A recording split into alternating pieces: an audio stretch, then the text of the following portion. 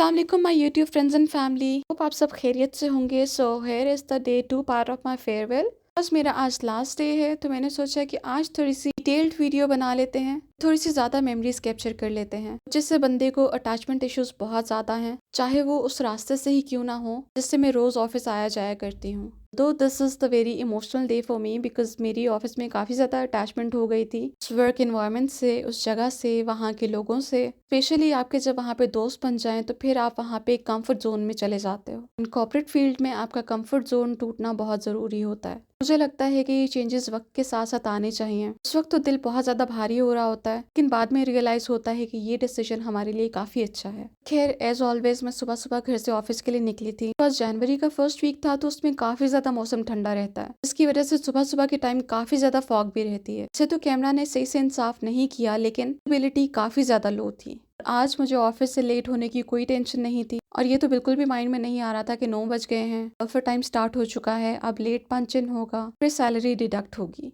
क्योंकि एक तो मेरा नोटिस पीरियड चल रहा था और ऊपर से मेरा लास्ट डे था। क्योंकि नोटिस पीरियड में आपके अलग ही ऐश चल रहे होते हैं, ना काम का स्ट्रेस होता है और ना जल्दी आने की टेंशन, और इसके साथ साथ लेट सेटिंग का तो सवाल ही पैदा नहीं होता। इसके अलावा भी मैंने इतने सारे काम खोले हुए हैं, हर वक्त मेरे दिमाग में कुछ ना कुछ चलता रहता है। अब इसको ऐसे करना है, उसको वैसे करना है, इस वीकेंड पे मेरे कौन से टास्क पेंडिंग है, किस इवेंट पे मेरा कौन सा इवेंट है। जब भी कहीं बैठी होती हूँ तो इन सारी चीजों में उलझी रहती हूँ। ड्राइव एक ऐसी चीज है जिसमें मैं सारे काम छोड़ देती हूँ, क्योंकि मुझे लॉन्ग ड्राइव्स बहुत ज्यादा पसंद है, चाहे वो घर से ऑफिस तक जाने वाली ही क्यों ना हो। मैं इतना पीसफुल फील करती हूँ कि कब मेरा दिमाग नम हो जाता है पता ही नहीं चलता। इसी सब में मुझे नींद के झूले भी आने लग जाते हैं। अक्सर कभी कभी तो मैं सो भी जाती हूँ, लेकिन आज हर चीज कैप्चर करने की लालच में पूरे रास्ते बिल्कुल अटेंटिव बैठी रही, क्योंकि मेरे लिए आज की मेमोरीज कैप्चर करना बहुत इंपॉर्टेंट था। वैसे भी अगर मैं कोई भी जॉब प्रेफर करूँ तो मैं हमेशा इस्लामाबाद वाली साइड की जॉब पिक करती हूँ। दो वैकेंसीज बहरिया और गुलबर्ग वाली साइड पे भी अवेलेबल होती हैं, लेकिन मुझे इस्लामाबाद से एक अजीब सी अटैचमेंट हो गई है। मुझे इस्लामाबाद खूबसूरत होने के साथ साथ बहुत पीसफुल सिटी भी लगता है।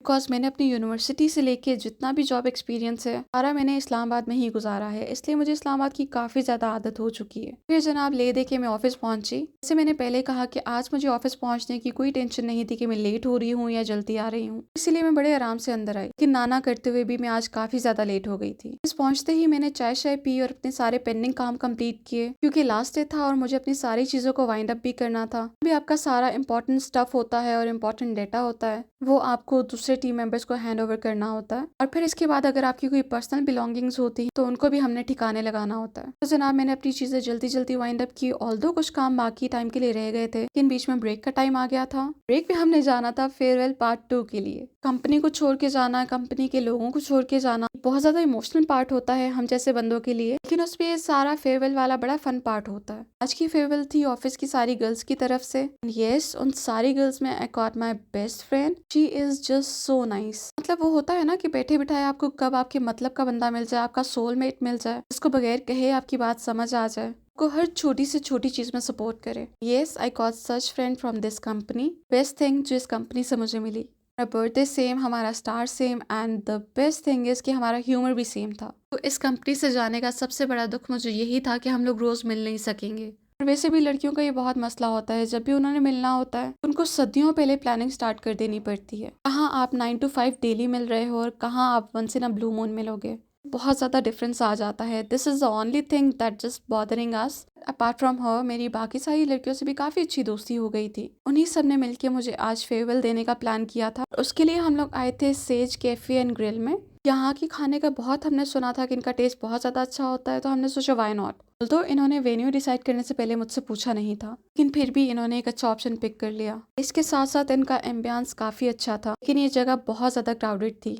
माइट भी फ्राइडे था या लंच टाइम था, I don't know. Yes, this is the part I was talking about. इतना अच्छा बॉन्ड बन चुका हुआ है कि ऑफिस में होते हुए भी हंस हंस के पागल हो रहे होते थे, इतना कि हमारी आंखों में पानी आ जाता था। हमारी हंसी से पूरे फ्लोर पे पता चल रहा होता था इनको फिर से कोई नई चीज मिल गई है। इस तरह का आपका कनेक्शन बन जाए ऑफिस में किसी के साथ, आपका टाइम बहुत ज्यादा अच्छा गुजरता है। खैर खाने से फ्री होके हम लोग जल्दी से वापस आए, क्योंकि अभी मुझे बाकी के भी कुछ काम हैंड ओवर करने थे, और बिल्कुल कल की तरह ही हमने ब्रेक से थोड़ा सा टाइम ज्यादा ले लिया था।